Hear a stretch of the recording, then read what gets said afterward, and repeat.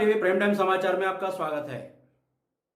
राज्य सरकार की संवेदनहीन एवं अड़ियल रवैये के चलते लगभग 64 हड़ताली शिक्षकों की मौत हो चुकी है। कोरोना से अधिक रफ्तार में शिक्षकों की मौत हड़ताल की वजह से हो रही है। पटेल चौक स्थित अपना जिला कार्यालय में एक दिवसीय उपवास कर बैठे AIYF के जिला संयोजक अमीन हमजा एवं AISF के जिला अध्यक्ष सजग सिंह ने संयुक्त रूप से कहा। उन्होंने कहा कि किसी भी देश या राज्य का बेहतर भविष्य और विकास उसकी शिक्षा पर निर्भर करता है, लेकिन वर्तमान निरंकुश सरकार के अड़ियल एवं हिटलर शाही रवैये के चलते महीने भर से ज्यादा शिक्षक जो शिक्षा रूपी ज्ञान राज्य भर में फैलाते हैं हड़ताल पर हैं, जिससे शिक्षा का स्तर गिरता जा रहा है और बिहार के शिक्षा का भविष्य खतरे में नजर आ रहा है। आज हम लोग अपने राज्य व्यापी कार्यक्रम के तहत एक दिवसीय उपवास कर रहे हैं। आगे आने वाले दिनों में अगर शिक्षकों के सम्मानजनक वार्ता कर उनके हड़ताल को नहीं छुड़वाया गया तो हम लोग उग्र आंदोलन करने पर बाध्य होंगे, जिसकी सारी जवाबदेही सरकार की होगी।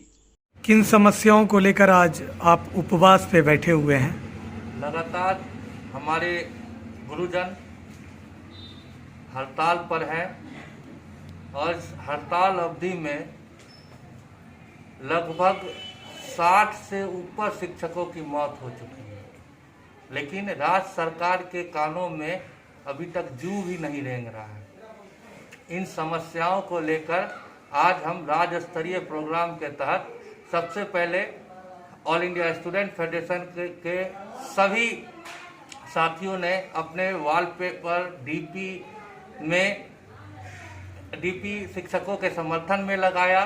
उसके बाद हम लोग हर एक अंचल हर एक शाखा से जिला इकाई से मुख्यमंत्री को पत्र भेजेंगे और शाम में ट्रेंड करेंगे। और हमारे जिला स्तरीय कार्यक्रम के तहत अभी हम लोग सामूहिक all India student federation all India youth federation दोनों सामूहिक उपवास पे है, सोशल डिस्टेंस को मेंटेन करते हुए, क्योंकि कोरोना की महामारी के साथ शिक्षकों के आंदोलन में अभी तक 66 लोगों की मृत्यु हो चुकी है। हम अपने इस उपवास से राज्य सरकार से मांग करते हैं कि जल्द से जल्द वार्ता करके शिक्षकों का आंदोलन समाप्त करवाएं और जितने भी मृतक शिक्षक हैं उनके शोकाकुल परिवार को मुआवजा दें और उनके परिवार के एक व्यक्ति को सरकारी नौकरी दें।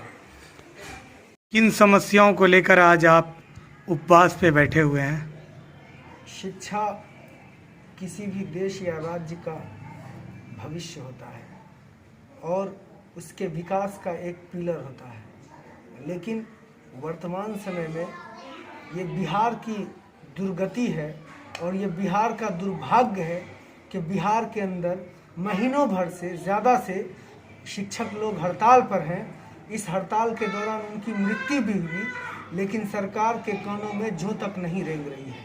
इसी सवाल पर आज पूरे बिहार भर में all India youth federation all India students federation शिक्षकों के हड़ताल के समर्थन में और सरकार के खिलाफ कि सरकार शिक्षकों से सम्मानपूर्वक वार्ता करके उनके हड़ताल को समाप्त कराए।